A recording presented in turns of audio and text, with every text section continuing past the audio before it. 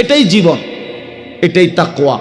আল্লাহ তাআলা আমাদের কাছে এটাই চায়, বান্দা গুনাহ বর্জন করো, আমার হুকুম পালন করো, বিনিময়ে আমি আল্লাহর কাছ থেকে অনন্তকালের জান্নাত বুঝে নাও। এটাকেই বলে তাকওয়া, এই ব্যক্তিকেই বলে মুত্তাকি, যে নিজেকে গুনাহ থেকে বিরত রাখে, আল্লাহ তাআলার হুকুমের মধ্যে ব্যস্ত রাখে, আল্লাহর হুকুম পালনে ব্যস্ত রাখে, যত কষ্টই হোক। আপনাদেরকে আমি একটা কথা বুঝাই। মনে করেন আমি প্রতিদিন রাতের 3:30, 3টা, 4টা সচরাচর এই টাইমে বাসায় ফিরি।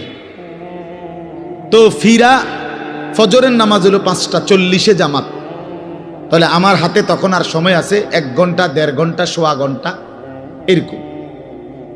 এখন এই পুরা টাইম আমি বসে থাকাও আমার জন্য কষ্টকর, কারণ আমি এই 11টা বা 12টার দিকে ঘুম থেকে উঠা যে দৌড়াদৌড়ি শুরু করি, হুলস্থুল ব্যস্ততা, এ রাত 2টা বাজলে 3টা বাজলে আমার শরীরে আর বল থাকে না, আমি প্রচণ্ড ক্লান্ত হয়ে যাই। সারা দিনের মাহফিল ছাড়াও আরো বহু কাজের সাথে কম বেশি আমার সম্পৃক্ততা আছে, অসংখ্য দিনই কাজের সাথে ব্যস্ততা আছে।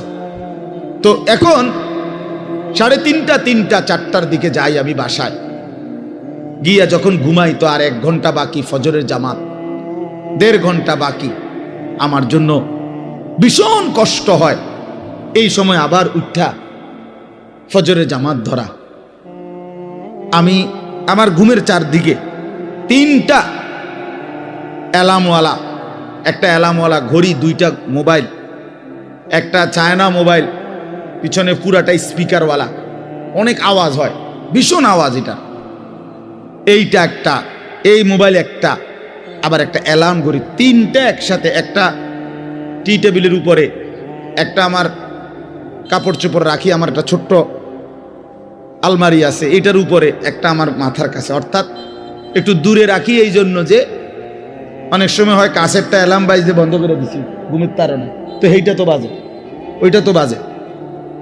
তার মানে 3টা একসাথে যখন বাজা শুরু করে, শেষ পর্যন্ত আমাকে উঠতেই হয়, কারণ প্রচন্ড ঘুম রাইখাও আমি তখন উঠা জামাতে শামিল হওয়ার চেষ্টা করি। কেন?